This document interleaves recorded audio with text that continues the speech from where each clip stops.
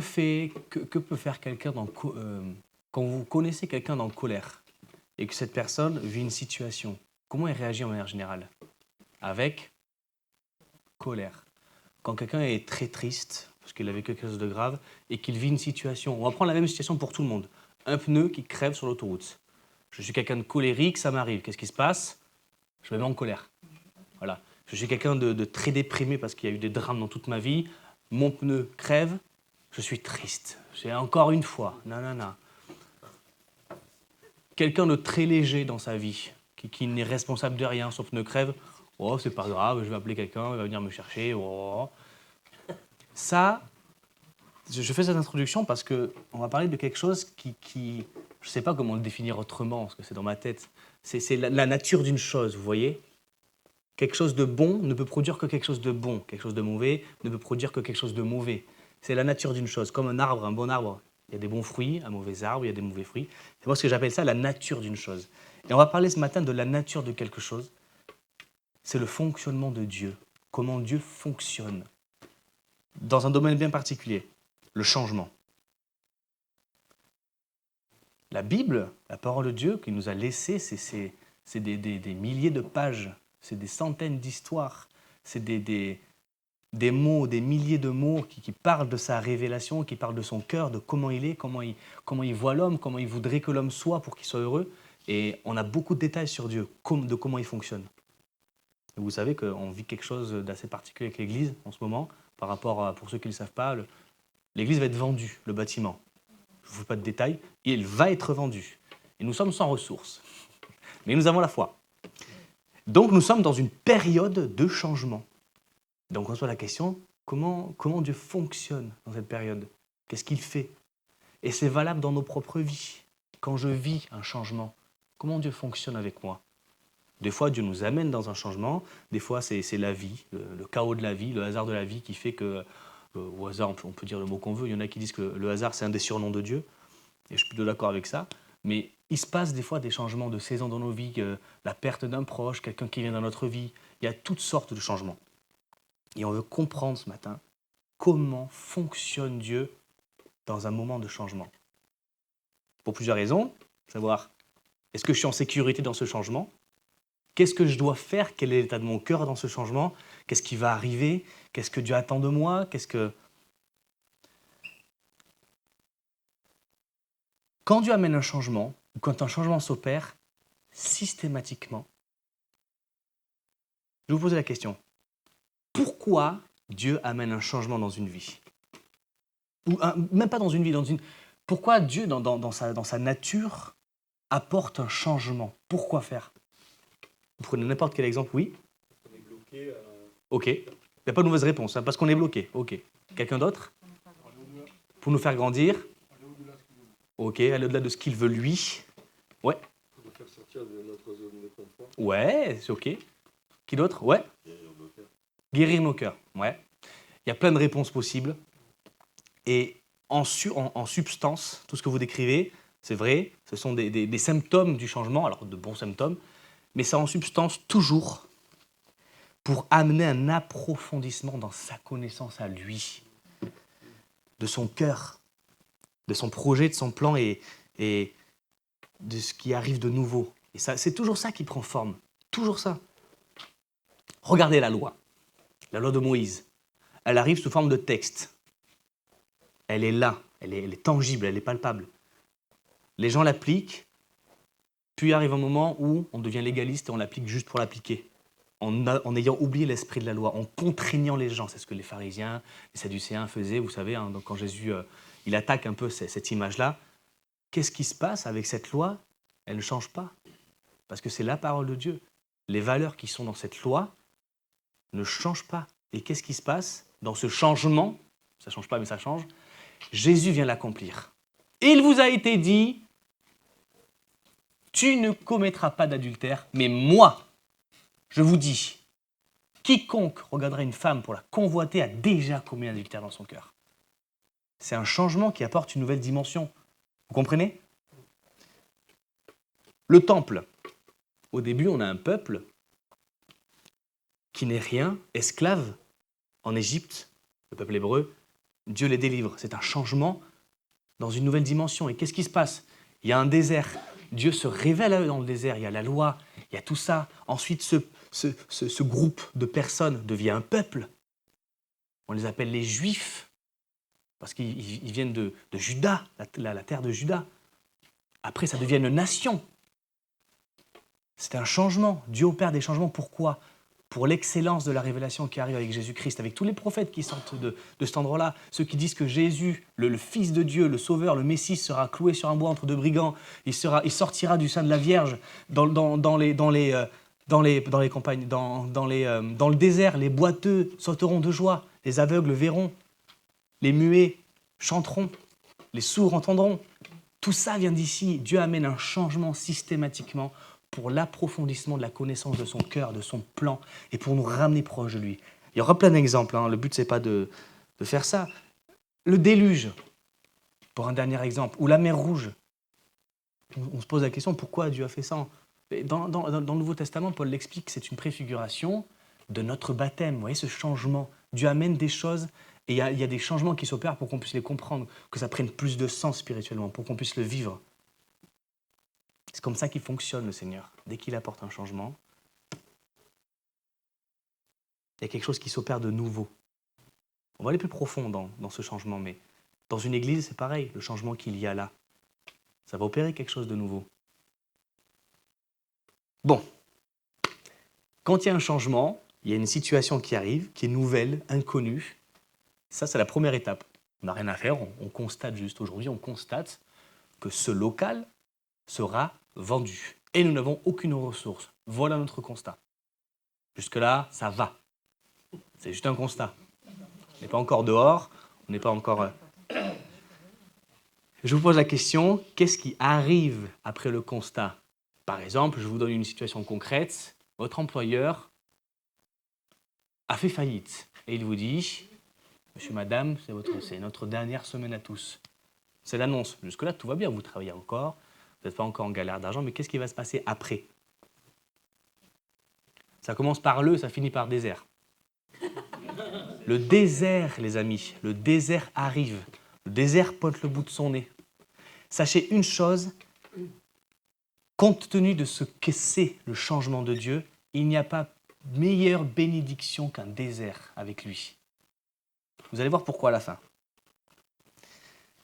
Voici comment fonctionne un désert. Il y a l'épreuve, le manque d'argent, ça va être compliqué de trouver, peut-être de nourrir des enfants, s'ils sont enfants, trouver de la nourriture, payer le loyer, l'électricité, ça va être compliqué, ça va être difficile, on va s'inquiéter, peut-être même que ce sera fatigant, il faudra peut-être se lever tôt pour aller faire des petits boulots à droite à gauche. Ce sera une épreuve, quelque chose de très difficile. Prenez le roi David. Le roi David, on lui a dit qu'il serait roi. Donc lui, il vit ça normalement, et puis à un moment donné, Saül comprend que David serait non seulement roi, mais un bien meilleur roi que lui, et que Dieu a validé ça. On ne va pas rentrer dans le détail, pour faire vite. Et qu'est-ce qui se passe? David devient de suite roi, gloire à Dieu, et c'est le plus beau royaume du monde. Eh non, David, il rentre dans un désert, pour le coup, lui, assez littéral. Figuré aussi, parce que c'est compliqué, mais littéral. Et qu'est-ce qui se passe dans ce désert?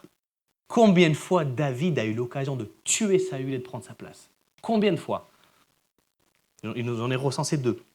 Ça ne fait pas beaucoup, je dis combien de fois comme si on avait 10. David a vécu un désert, mais un désert, ils avaient faim. Bon, on ne va pas rentrer dans le détail, mais un désert littéral, du coup. C'était très compliqué. Et dans ce désert, Dieu nous teste. Vous pensez que c'est un hasard que Saül, avec sa petite armée, sa milice, soit venu dormir dans la grotte, la même que celle de David? Vous pensez que c'est un hasard? Vous pensez que c'est un hasard que Dieu demande à Abraham de sacrifier son fils? Vous pensez que c'est un hasard que Joseph fut emmené en prison par injustice? Est-ce que vous pensez que c'est des hasards tout ça? On peut dire oui, il n'y a pas de... Dieu a un plan pour nous. Et vous savez qu'il y a une composante qui est très désagréable pour le chrétien. Toujours, parce que c'est souvent en opposition avec ce qu'on voudrait vraiment, la chair. La chair. On veut, en même temps on ne veut pas, mais c'est toujours le cerveau qui gagne. C'est pour ça que Jésus a dit, La chair est faible, mais l'esprit est bien disposé. C'est à peu près ça. C'est super de dire que c'est à peu près ça. L'esprit, c'est la chair est faible et l'esprit bien disposé. Oui, c'est ça. Et c'est pour ça qu'il nous envoie l'Esprit Saint, le Seigneur. Pour que cette chair-là, elle ne soit pas au contrôle. Parce que souvenez-vous, on est libre. On est libre ou pas? Oui. Mais si on est libre et que je suis soumis à ma chair, à la somme de mes souffrances, à la somme de mes manquements, je suis colérique parce qu'on a été colérique contre moi, je suis né de nouveau, mais je suis colérique. Je suis condamné à ne pas vivre la paix. Non, il y a le Saint-Esprit. Le Seigneur, il a envoyé le Saint-Esprit pour combattre ça. Hein? Ouais, on n'est plus esclave. On est esclave de Dieu. De c'est tout. On est les doulos de Dieu. On n'est plus esclave de la peur. On l'a chanté, de la mort, de la tristesse. C'est fini tout ça. Le Seigneur nous a vraiment libérés. Et au-delà de nous avoir libérés du péché et de son emprise, il nous permet par l'action de son Esprit Saint en nous d'être libres de toutes ces choses pour qu'on puisse être sanctifiés dans sa présence. Et c'est comme ça que nous sommes censés vivre, dans sa présence, tout le temps. Je dis souvent, une plante, si on ne peut pas la planter dans du goudron frais, elle ne poussera pas, d'accord? Elle a besoin de terre, de nutriments. Nous avons besoin de terre, de nutriments, nous avons besoin de la présence et de l'amour de Dieu. C'est tout ce dont nous avons besoin, nous sommes conçus pour ça. Dans ce désert, quelle grâce ce désert! Pourquoi? Lucas, les personnes qui sont le plus touchées par les évangélisations, est-ce que ce sont ceux qui sont confortables dans leur vie, qui ont besoin de rien, ou ce sont les gens qui se sentent seuls et démunis? Jean-Pierre. Mais tu m'as dit oui, c'était Lucas. C'est Jean-Pierre. Je croyais que c'était Lucas. Jean-Pierre. Lucas, il est derrière. Ah, il y avait un Lucas, d'accord. Bon, mais Jean-Pierre. Du coup, quels sont ceux qui sont le plus touchés? Est-ce que ce sont ceux qui sont confortables dans leur vie, qui ont besoin de rien, ou ce sont ceux justement qui se considèrent comme étant dans le besoin? Jésus a dit, ce ne sont pas les médecins. Voilà. Qui ont besoin de soins. En fait, en réalité, je pense que l'avantage, c'est que tout le monde passe par des moments difficiles. Oui, l'avantage, oui. Donc, on peut semer même quand tout va bien, mais il n'empêche que cette semence, elle va être en efficacité au moment où... À ce moment-là, oui. J'avais un ami qui m'avait dit, je parlais de Jésus à un copain de la fac, et il me disait, mais oui, je comprends bien, Jésus, que tout ça est vrai. Mais moi, je n'ai pas besoin de Dieu aujourd'hui. Je n'ai pas besoin de Dieu. Je suis en bonne santé, mes cours, ça va, ma copine, ça va super, mes parents, ça va super. Et ce gars a raison. Dans sa tête, il a raison. C'est en oubliant qu'il y a le péché qui nous rend tous dans le besoin de Dieu. Hein. Mais dans le désert, qu'est-ce qui se passe? On est tous démunis. On est tellement démunis qu'on est démunis de démunis de démunis. On se dit, je ne peux rien faire. Matthieu 5,3. Heureux les pauvres en esprit, car le royaume de Dieu est à eux. Heureux les affligés, car ils seront consolés. Heureux les débonnaires, car ils hériteront de la terre. Heureux ceux qui ont faim et soif de la justice, car ils seront rassasiés. Pourquoi le Seigneur dit ça? Est-ce qu'il est en train de dire, le royaume de Dieu, c'est pour toutes les personnes qui sont telles qu'on se l'imagine? Non, parce que nous sommes tous dans cette situation. On a tous soif, on ne le sait peut-être pas. Je donne un exemple. En hiver, maintenant c'est fini. Mais depuis presque 10 ans, tous les hivers, quand le froid arrive, j'ai le nez sec. Quand je me réveille, alors je vous ai pas les détails bien sûr, mais sec. Ensuite, ça s'infecte. Tous les hivers, ça arrive 2-3 fois. Et les hivers sont insupportables pour moi. Et je me suis rendu compte que je ne buvais pas d'eau en hiver. Je ne buvais pas d'eau. Une fois, je réfléchis, mais pourquoi j'ai le nez sec? C'est trop, quoi.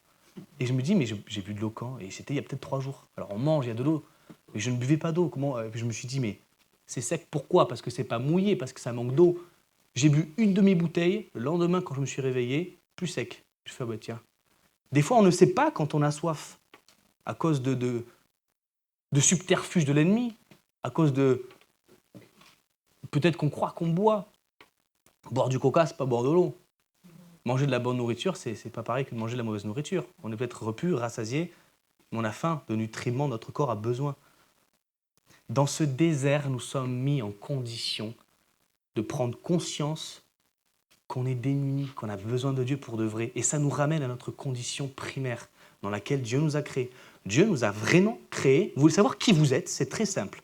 Vous êtes des êtres créés par le Dieu Tout-Puissant, créés pour recevoir de l'amour et pour en donner. Voilà qui vous êtes. Quand il manque ça, vous n'allez pas bien. Parce que vous n'avez pas été conçu pour ça. C'est très simple. Il n'y a rien de compliqué, on peut aller chercher beaucoup de choses, mais quelqu'un qui ne reçoit pas d'amour ou qui ne peut pas en donner, ça crée des bugs, ça crée des discordances, ça crée des souffrances. Dieu nous a créés comme ça parce qu'il est lui-même amour. Donc les déserts sont des bonnes nouvelles.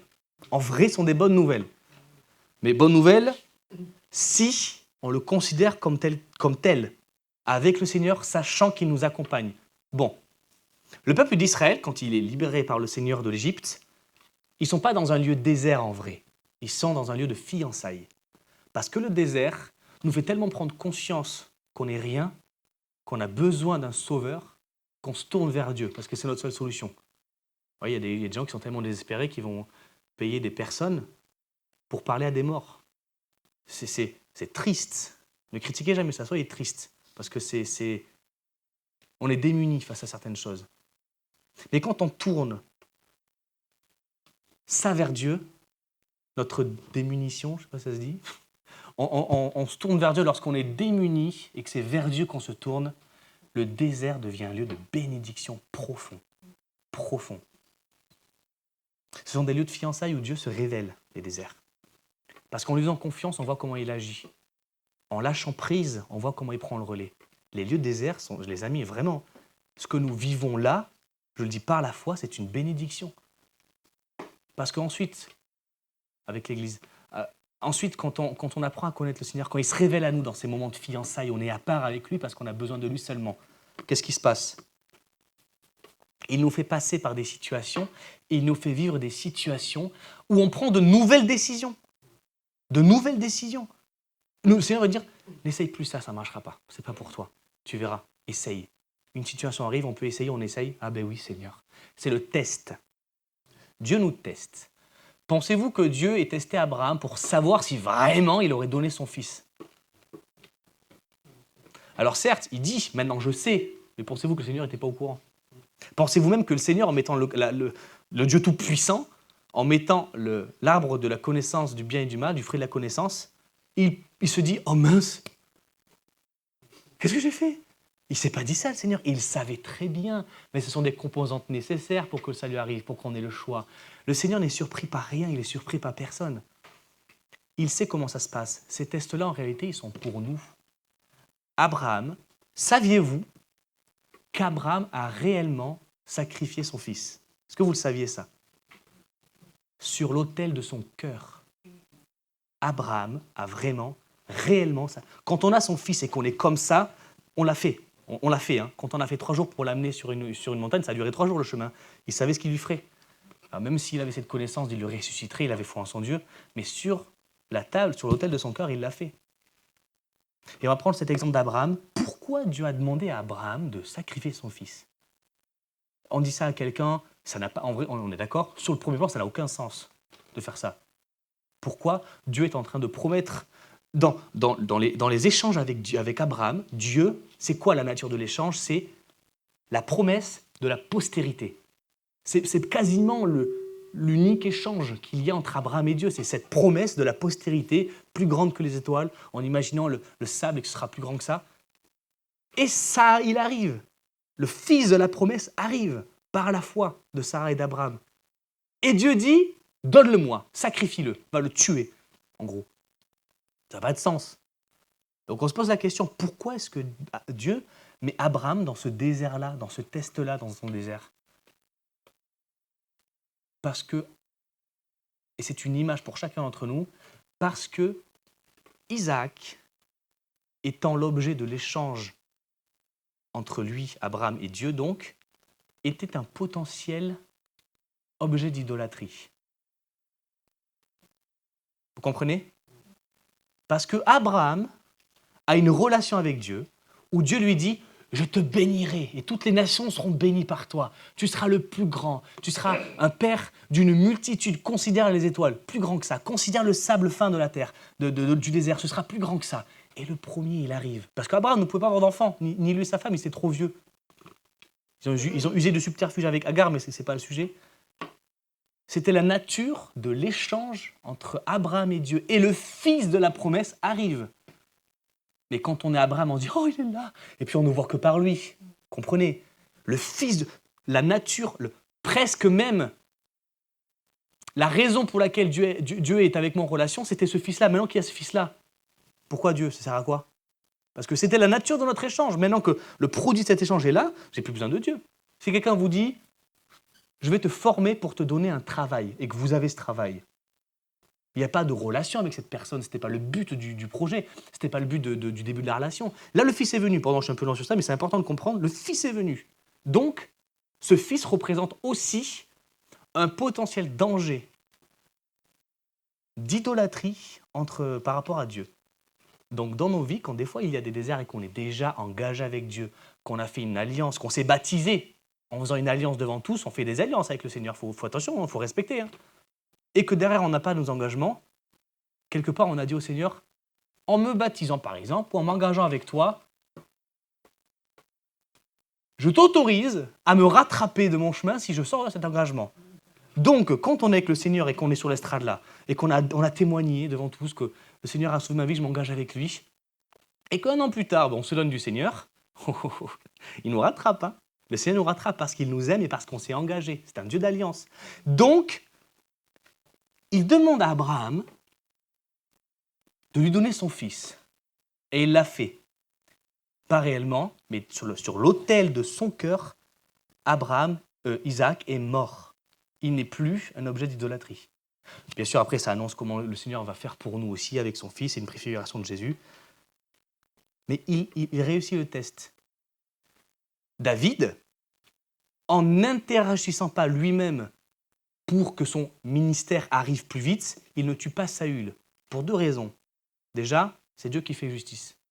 Et deuxièmement, il ne touche pas le oint de l'Éternel. Il a un tel respect pour Dieu, une telle crainte pour l'Éternel qu'il n'agit pas lui-même pour gérer cette situation.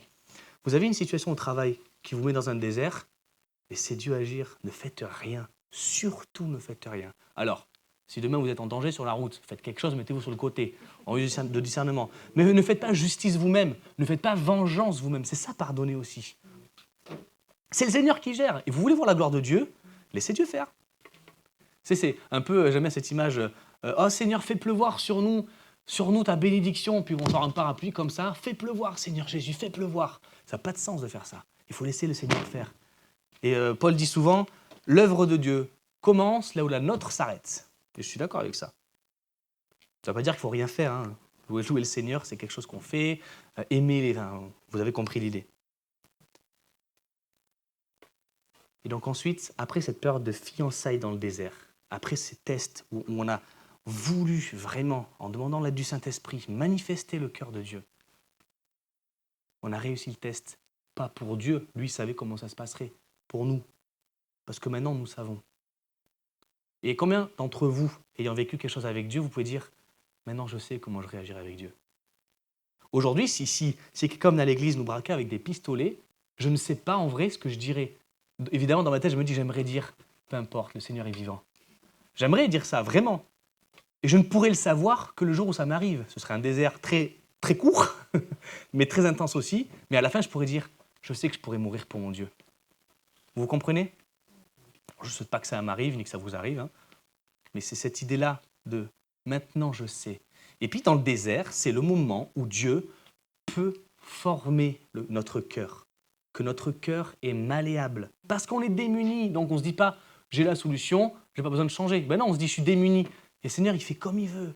Les déserts sont des temps de bénédiction. Parce qu'on est malléable, on est de l'argile, pas sèche, ni de la pierre, ni de la roche. On est de l'argile, malléable entre ses mains, il peut faire ce qu'il veut. Et comme on a confiance en lui parce qu'on n'a pas d'autre moyen humainement, dans notre chair, il se passe des merveilles. Donc, après la révélation de Dieu dans ce désert, Dieu se présente à nous. Après le test où nous comprenons que nous allons suivre Dieu, qu'est-ce qui se passe ? Nous entrons dans une nouvelle dimension. Et il est là le but du désert. Comme on l'avait dit au tout début, un fonctionnement, c'est pour amener une nouvelle dimension, quelque chose de plus profond, de plus intime. Demandez à toutes les personnes que vous trouvez bouillantes pour Christ, comment ils en sont arrivés là. Ils vont vous raconter le désert, vous allez comprendre. Systématiquement, parce que c'est comme ça que Dieu fonctionne. Dieu nous présente son cœur. Alors évidemment que Dieu construit, nous consolide, nous fait des renforcements quand nous sommes dans des moments de joie, évidemment. Mais à cause de notre chair, c'est dans le désert et la douleur que vraiment Dieu nous façonne.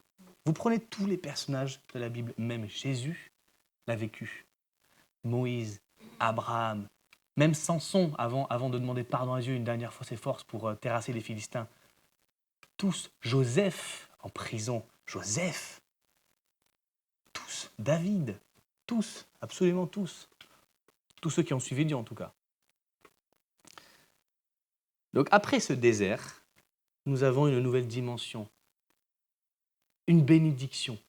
Nous sommes différents, on est vraiment différents après un désert. J'espère que vous en avez vécu. Et très franchement, si vous n'avez pas encore vécu, pour vous les jeunes là, si vous n'avez pas encore vécu ça, dites à Dieu, emmène-moi dans un désert. Sans rigoler. Plus ce sera tôt, moins ce sera douloureux. Parce que je vous dis, vos parents, vos grands-parents, vos amis peut-être plus âgés, quand on est adulte, parfois on a un cœur un peu plus dur. Et les déserts sont un peu plus pointus. Pour que ce désert puisse être... Et puis des fois aussi, le fait de garder un cœur malléable, peut-être nous empêche de devoir passer par des déserts. Hein. Faut pas être sado non plus. Je suis un désert, il veut qu'il fasse chaud. Gardez un cœur malléable, parce que c'est le but de ce désert, c'est de le rendre malléable. Bon, il y a deux chemins après ce désert, possibles. Un chemin où on est rentré dans la bénédiction, dans une nouvelle dimension, parce qu'on a été avec Dieu, on lui a fait confiance. Et l'autre. L'autre, c'est un chemin de souffrance, où on arrive même à maudire Dieu parce que il était où? On entend ça aussi. Il était où Dieu? Une épreuve, une souffrance vécue avec Dieu devient seulement une épreuve, un désert. Il n'y a que Dieu qui produise la vie. Quand il n'est pas là dans une situation, on connaît tous des personnes qui malheureusement ont vécu des choses atroces, où ils n'ont pas vu Dieu parce qu'ils n'ont pas été avec lui, parce qu'ils n'ont pas demandé, parce qu'ils ont été, peu importe, ce n'est pas le sujet. Mais ces personnes-là sont marquées par la souffrance, par le mal qu'ils ont subi. Et le cœur s'endurcit encore plus. Ou on sort d'un désert avec le cœur tout mou, un cœur de chair, ou on ressort avec un cœur de pierre rempli de sable et de pierre et de sable. Et c'est pas souhaitable, vraiment. Bon, maintenant, ça nous concerne chacun d'entre nous individuellement. Maintenant, pour notre Église. On vit un désert. Super, on aura le bâtiment. On aura le bâtiment. C'est tout ça qu'on voulait? C'est juste ça qu'on veut? Avoir juste le bâtiment et continuer comme tout le temps, être content à l'église. Elle est où la nouvelle dimension là? Juste être comme avant? C'est un désert que nous vivons. Vous êtes d'accord? C'est un désert que nous vivons. Vous ne le sentez peut-être pas parce que vous avez à manger tous les jours, mais imaginez demain, bon, il est vendu à une entreprise ferroviaire ou une entreprise qui va faire des locaux et on n'a plus d'église locale, on n'a plus de bâtiment. C'est là le désert il va commencer peut-être dans notre tête, mais il est déjà là le désert. On a le bâtiment. Dans 6 mois, je ne sais pas, 1 an. Il y a Serge et Sylvie qui ont gagné à l'euro million. Et puis, tenez 10%. Et puis...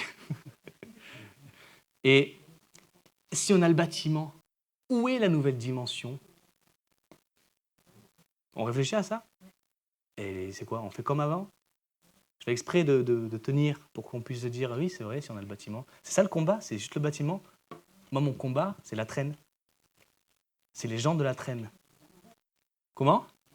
Du renouveau. Une nouvelle dimension.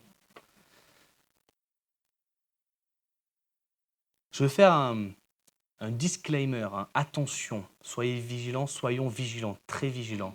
Lorsqu'une communauté vit un changement opéré par Dieu, il y a 2 choses qui se passent. Comme j'avais dit, la bénédiction ou le cœur dur. Il y a 2 choses qui se passent. Soyons très vigilants, parce que là, il y a ceux qui sont rentrés dans ce plan de manière imparfaite ou parfaite, c'est même pas ça le sujet. Hein. Un désert ne se vit pas de manière parfaite, il se vit juste avec Dieu. Et il y a les autres. Et ça crée toujours un schisme, une séparation. Soyons très vigilants. Moi, je me suis responsabilisé devant Dieu pour ça. Je vous le dis pour que vous puissiez être alerte sur ça et que ce ne soit pas une surprise si un jour ça arrive. Soyons très vigilants à comment nous vivons ce désert-là actuel. Je parle de celui qui est présent. Parce que nous serons responsables de tout ce que nous faisons, disons. Et vous l'êtes encore plus que j'en parle. Parce que quand on voit le peuple juif, à chaque fois que Dieu révélait quelque chose de nouveau au peuple ou qu'il se passait quelque chose, il s'est passé des choses un peu pas souhaitables. Alors, il n'y aura pas de mort, hein, je vous rassure. On n'est plus dans l'ancienne alliance, Dieu a révélé suffisamment de choses pour qu'on ait compris comment il fonctionne, et puis on est sous la grâce, et il ne nous voit plus pécheurs. Mais soyons extrêmement vigilants à comment nous vivons et comment nous échangeons les uns les autres par rapport à ce désert. Pour l'instant, ça va, il n'y a pas de tension parce qu'on a l'impression que ça n'arrive pas. On a l'impression que c'est un dimanche comme les autres. Soyons très vigilants à ça.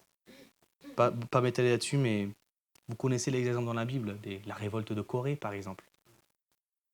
Il peut y avoir une révolte de Corée ici. Non, moi je ne suis pas d'accord.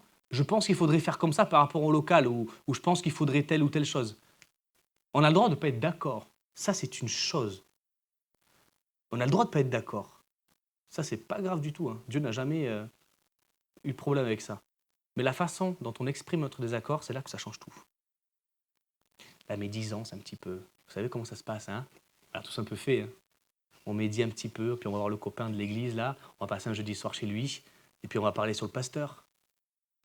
On va parler sur... Alors, je vous regarde, il n'y a rien de visé, hein, que ce soit clair. On va parler sur le pasteur, on va parler sur l'équipe de louange, on va dire, putain, t'as vu ce qu'il fait, parce qu'il y a un truc qui change, et puis, ne faites surtout pas ça. Là, je le dis vraiment solennellement, ne faites pas ça, parce que le Seigneur, il a horreur de ça. L'église, c'est son épouse. Et son épouse, on ne la touche pas. Quand vous étiez fiancés, le jour de votre mariage, si quelqu'un a refait du mal à votre femme, qu'auriez-vous prêt à faire? Dieu, l'église, c'est son épouse. Ne faites pas ça. Bon. Maintenant, comment on marche dans ce désert? J'ai dit qu'on avait un gros livre qui s'appelait la Bible, qui contenait des choses merveilleuses sur Dieu. Si c'est si gros, est-ce qu'on a une carte dedans? Genre un chapitre, voici protocole désertique. Lorsque vous vous tenez dans un désert, point A, faites ceci. Est-ce qu'on a ça dans la Bible? Oui, on l'a. Oui, nous l'avons. Et je vais vous en donner quelques-uns. Alors, ce ne sera absolument pas exhaustif, mais vous en donner quelques-uns. Déjà, on a parlé de David, d'Abraham, comment ça s'est passé. Il faut comprendre les symboles qu'il y a derrière. C'est l'obéissance, la foi en Dieu, systématiquement.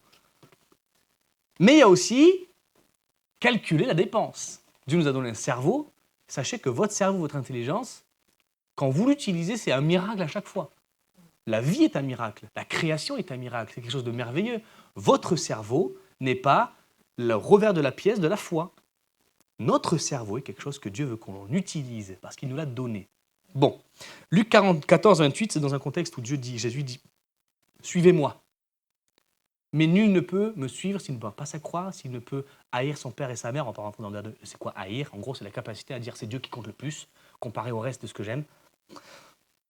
Et ensuite, il dit « Vous voulez me suivre, mais sachez que ça a un prix. Ça a un prix. La grâce, elle n'est pas gratuite. Hein. C'est pas vrai. Elle ne coûte pas d'argent. Elle ne coûte que votre cœur et vous. Mais elle coûte tout. Parce que Jésus dit... Bon, c'est pas le sujet. Luc 14, juste après avoir dit ça, il dit « Car lequel de vous, s'il veut bâtir une tour, ne s'assied d'abord pour calculer la dépense et voir s'il a de quoi la terminer. » Le Seigneur dit « Vous voulez, suivez-moi. Mais me suivre, ça coûte tout.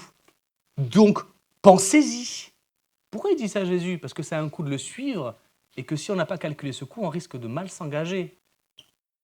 Et qu'on s'engage, quand on s'engage, si on n'a pas la capacité d'aller au bout de nos engagements, c'est nous les responsables. Hein. Si je dis à, tiens, Marie, tu as besoin de quelque chose, je dis, je t'engage à t'aider à le faire. Donc, tu t'organises en fonction de l'engagement que je t'ai donné. Et je te dis, je peux plus. Pourquoi? Parce que je peux plus. C'est moi qui suis responsable. C'est pas bien de faire ça. Donc, quand on dit à Jésus, je vais te suivre, Jésus dit, attends. Me suivre requiert que ta vie soit mienne, que tu puisses abandonner ta vie. Donc, calcule la dépense. Donc, le Seigneur, dans le désert, il nous demande de calculer. D'accord? Dans une situation, on calcule, on réfléchit ce qu'on fait. Et ensuite, il y a la foi, le plus important. Hébreux 11, 8, c'est par la foi, c'est par des actions qu'Abraham, lors de sa vocation, obéit, partit pour un lieu qu'il devait recevoir en héritage et qu'il partit sans savoir où il allait. C'est par son mérite que Sarah elle-même, malgré son âge avancé, fut rendue capable d'avoir une postérité parce qu'elle crut à la fidélité de celui qui avait fait la promesse. Et non, c'est par la foi, pour vous réveiller un petit peu, et pour montrer à quel point ce serait absurde que ce soit autre chose que la foi. Parce que ce sont des miracles. Une dame âgée dans le désert qui enfante. C'est la foi, le miracle, Alors, on dit surnaturel, mais j'aime bien parler de le naturel de Dieu, auquel on n'est pas habitué sur terre, vient quand il y a la foi. La foi est la composante la plus importante dans la relation avec Dieu. Vous savez pourquoi ? Pourquoi la foi, c'est important ? C'est un sacrifice. Ouais, c'est un sacrifice, ouais. C'est ce qui plaît à Dieu, la foi. Pourquoi ça plaît à Dieu ? Parce que c'est un sacrifice, c'est un abandon total et ça dépend de lui. Il est le maître. Je n'ai pas besoin de prêcher. Je vais vous poser des questions la prochaine fois, mettre des virgules entre vos réponses. Et c'est pour ça que ça plaît à Dieu, parce que ça dépend de lui. C'est pas nous, on n'a pas de mérite. Le mérite, la gloire, nous ferait du mal, parce qu'on n'est pas fait pour l'avoir, la gloire. Seulement l'amour. La foi, c'est la ferme des choses et la démon. Ok. Vous le connaissez, c'est bien. Ça veut dire quoi ? Vous savez ce que ça veut dire ? Parce que c'est une définition qui paraît bien difficile. La foi est la ferme assurance des choses que l'on espère et la démonstration de celles qu'on ne voit pas. Oh, c'est bien dit, les mots sont dans un ordre, mais ça veut dire quoi ? La ferme assurance des choses que l'on espère. On espère en quoi ? En qui ? Vous êtes sûr que Jésus a existé ? Vous êtes sûr que Jésus est monté sur une croix ? Est-ce que vous êtes sûr qu'il est ressuscité ? Vous avez la ferme assurance des choses que vous espérez. Super. La démonstration de celles qu'on ne voit pas. Ça veut dire quoi ? Ouais, c'est quoi qui se voit ? C'est quoi qui se voit ? Ouais, quand Dieu dit pardonnez. Voilà, pardonnez. Ou alors bénissez vos ennemis. Je démontre que j'ai la foi parce que je bénis mon ennemi. C'est la démonstration de... Ah oui, quand on commence au milieu, c'est compliqué. La ferme assurance des choses qu'on ne voit pas, la démonstration... Non, la ferme... C'est compliqué, hein. C'est normal, c'est l'heure de la sieste. L'assurance des choses que l'on ne voit pas et que l'on espère, et la démonstration de celles qu'on ne voit pas. C'est qui qu'on ne voit pas ? Bonjour, Dieu, je ne le vois pas. Nous ne voyons pas Dieu. Pourtant, nous sommes dans une démonstration de son cœur tous les jours parce qu'on suit son enseignement. Donc la foi, c'est croire. Vous savez le mot pistis de la foi, croire, c'est une conviction. Je pistis que si je saute du toit, je risque fortement de me tordre la cheville, de me faire mal. C'est pas je crois genre, oh je pense que c'est possible. Non, je crois, j'ai la ferme assurance. Donc c'est la ferme assurance de ça. Alors c'est un peu long d'en parler comme ça, mais ça me fait plaisir de pouvoir aller au fond des choses, pour savoir, des fois on lit des choses, c'est un petit peu, c'est bien dit, c'est beau, il faut que je l'apprenne par cœur, mais il faut le comprendre la source. Nous avons l'assurance des choses qu'on espère, et on espère en Jésus, et on a l'assurance que c'est un Dieu vivant, et en plus, c'est important qu'il y ait l'autre partie, qu'on le démontre. Ça ne vous rappelle pas la foi et les œuvres ? Paul qui dit il n'y a pas de salut sans foi et ce n'est pas par les œuvres qu'on a le salut. Et Jacques qui vient compléter quelque chose de merveilleux. Mais si tu as la foi et que tu n'as pas les œuvres, ta foi est morte parce que le corps sans l'âme est mort. La pratique, l'œuvre est un symptôme de la foi. Un bon symptôme. Symptôme, ce n'est pas forcément quelque chose dans la maladie. Et quand on a la foi, il se passe des dingueries. C'est là où il se passe le miracle. Parce que c'est Dieu qu'on laisse agir. On lui a déjà dit, c'est bon, c'est toi. Ça aussi, c'est une démonstration, c'est toi, de le dire, c'est toi qui fais. On l'avait parlé la dernière fois, le vase infini, vous vous souvenez, dans 2 Rois chapitre 4. Une femme d'entre les femmes des fils des prophètes cria à Élisée en disant, ton serviteur, mon mari, est mort, et tu sais que ton serviteur craignait l'Éternel.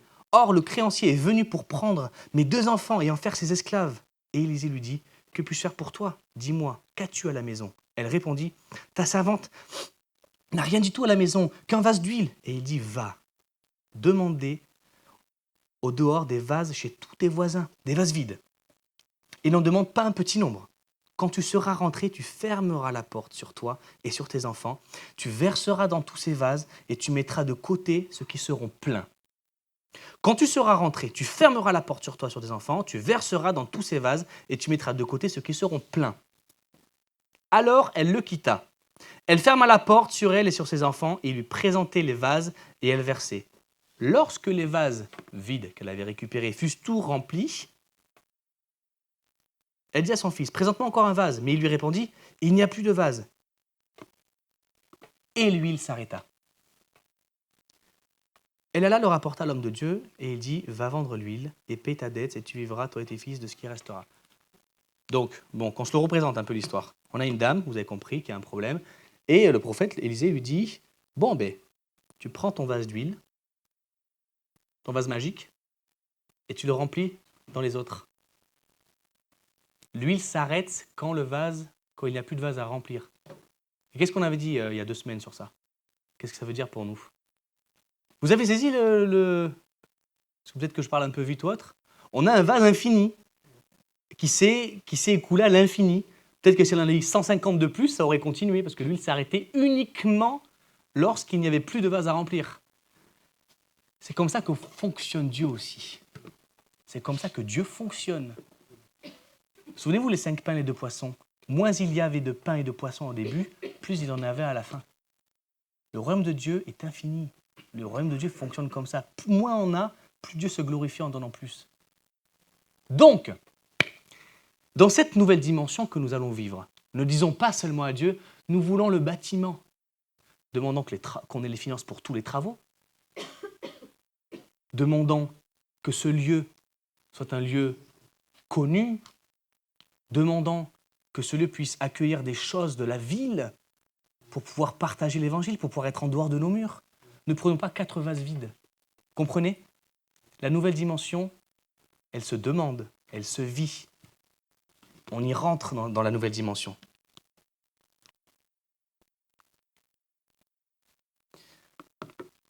Vous savez, étant humain, ayant des besoins, je vais finir là, ayant des besoins matériels, on ne se rend pas compte des choses qui sont à l'extérieur de nous.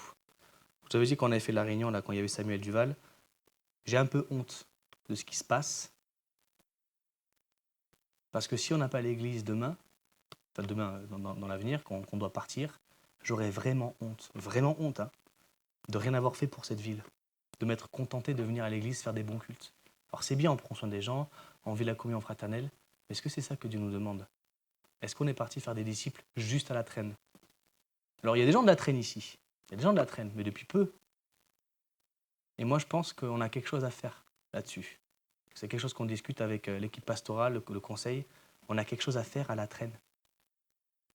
Et la question, ce serait, qui veut en être? Là, ça va être très concret. Qui veut en être? Est-ce que vous voulez juste avoir votre bâtiment pour faire votre église du dimanche? Ou est-ce que vous voulez rentrer dans ce désert avec chacun d'entre nous, pour tous ceux qui veulent, pour rentrer dans une nouvelle dimension? Une question, elle est pour vous. Mais sachez qu'elle est un indicateur. Si c'est bof, attention.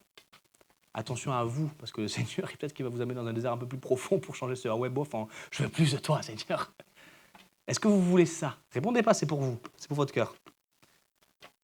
Qui veut en être? Nous avons juste à être unis dans ce projet, dans cette foi. C'est ce que Dieu aime. Je ne vais pas lire le verset, mais c'est Jésus qui dit afin que tout soit un, en parlant à Dieu, comme toi et Père, nous sommes un. Dieu veut que nous soyons un, unis. C'est pour ça que j'avais dit attention au schisme, aux séparations pendant ces temps de changement. Et pour finir, je vous dirais, trop souvent, à cause de notre humanité, on est tous concernés par ça, dès qu'il y a une poignée de responsables, on compte sur eux pour qu'ils fassent tout. C'est humain, c'est normal. L'Église n'a pas été voulue de Dieu ainsi. Vous êtes l'Église. Nous sommes l'Église. Nous sommes, chacun d'entre nous, les pierres vivantes de ce bâtiment. Il n'y a pas de pierre morte. Vous n'êtes pas inutile parce que vous êtes assis sur une chaise. D'ailleurs, venez servir. Si vous avez envie de servir cette Église, il y a toujours quelque chose à faire. Ne serait-ce que d'appuyer sur les boutons pour éviter à Fabien de devoir allumer tous les trucs. Il y a toujours quelque chose à faire. Et il n'y a pas de petite action pour servir Dieu. Mais il y a des choses au-delà aussi de ces murs à faire. Si l'Église se limitait aux responsables, à ceux qui ont à cœur de servir, elle n'irait pas loin, l'Église. Parce que nous sommes un corps. Qu'est-ce qu'on fait sans un œil? On voit pas de perspective. Alors c'est bien, on peut voir des couleurs, mais il n'y a plus de perspective. C'est vrai, hein? Faites ça pendant 10 minutes, vous ne voyez plus les perspectives. Johnny me paraît à la fois proche et loin, là. Pas mieux, t'es beau. Et il y a cette dimension Voulez-vous être le corps de Christ ou autre chose? Je n'ai pas d'exemple en tête, mais est-ce que vous voulez être le corps de Christ? Le corps de Christ. Ce n'est pas parce qu'il y a quelqu'un sur l'estrade qu'il est plus important que vous. Pourquoi? Parce que c'est un appel. C'est Dieu qui appelle. Si je suis là, voilà. Ah, j'ai l'air important là. Je suis tout seul, je suis debout. Mais je ne suis pas important. C'est ni moi, ni Paul, ni personne. On est appelé à des choses différentes. Mais lorsque tout le monde, les fourmilières, lorsque tout le monde joue son rôle, c'est là que ça avance. Dieu est descendu sur terre, et je finirai par là, pour de vrai cette fois-ci. Il est descendu sur terre pendant la tour de Babel en disant « Vite, dispersons-les parce qu'ils sont unis ». Je résume. Dieu est en train de dire que quand nous... Enfin, il le dit plusieurs fois. Il le dit dans le contexte qu'il veut pas et dans le contexte qu'il veut. C'est quand nous sommes unis que nous pouvons tout faire. Donc je vous mets la responsabilité ce matin, même pas forcément pour ceux qui sont concernés par le problème de l'Église, mais cette responsabilité, qu'est-ce qu'on cherche? À plaire à Dieu, à être unis, s'aimer les uns les autres, se respecter, en étant pas d'accord aussi. Hein. Vous savez que c'est possible d'être unis sans être d'accord. Heureusement que c'est possible, sinon Dieu nous demanderait quelque chose de pas faisable. Mais c'est super les désaccords. Moi, je me réjouis quand je parle avec des gens qui ne sont pas d'accord avec moi. Quand ils ont la culture du dialogue. Sinon, ça va, c'est pas pareil. Donc, vous voulez vivre quelque chose dans cette église? Il faudra qu'on aille par-delà ces murs. Il faudra qu'on aille par-delà nos visions. Il faut qu'on dise à Dieu, envoie-nous des vases vides, une flopée de vases vides. C'est ça qui fait ça. Jean-Pierre l'a dit, allez, faites de toute nation des disciples. Ce n'est pas une demande. C'est pour ça que Jésus dit, calculez la dépense avant de me suivre. Parce que si vous dites que vous me suivez, vous devez me donner votre cœur, parce que sinon ça ne marchera pas. Vous serez encore plus malheureux. Et ensuite, je vais vous dire d'aller, de faire de toute nation des disciples. Avec ces paroles-là, parce que l'évangile, c'est tranchant. Hein, c'est pas de... Moi, je ne supporte pas, vous savez, cet évangile à l'eau de rose où on dit « Dieu en moi, puis je vais être bien, la paix, oui, tout ça. » Mais c'est pour la gloire de Dieu et ça demande un sacrifice. Mais quel beau sacrifice! Quel beau sacrifice! Vous savez, quand on arrive à comprendre et à éprouver de la joie dans cette idée de « c'est une grâce de souffrir pour Christ », là, vous pouvez savoir que vous êtes sur une voie doucereuse, une bonne voie. Doucereuse, peut pas le mot, mais... Voilà pour le partage de ce matin. Ça va? Oui. Soyez bénis, soyez responsabilisés dans votre rôle dans l'Église. Tout le monde a un rôle. Et si ce matin, vous dites « mais moi aussi, je veux savoir un rôle », venez nous voir, les responsables. On va trouver quelque chose à faire. Nous aussi, faire de toute nation des disciples, de toute nation, ça veut dire partout. Ça veut dire la Traîne, mais ça veut dire ici aussi. Nous avons des gens ici à former, à transmettre. Tout est là. Soyez bénis, que votre cœur soit rempli de compréhension sur ce message, de douceur, et puis bon courage pour la suite. Ensemble. Ce n'est plus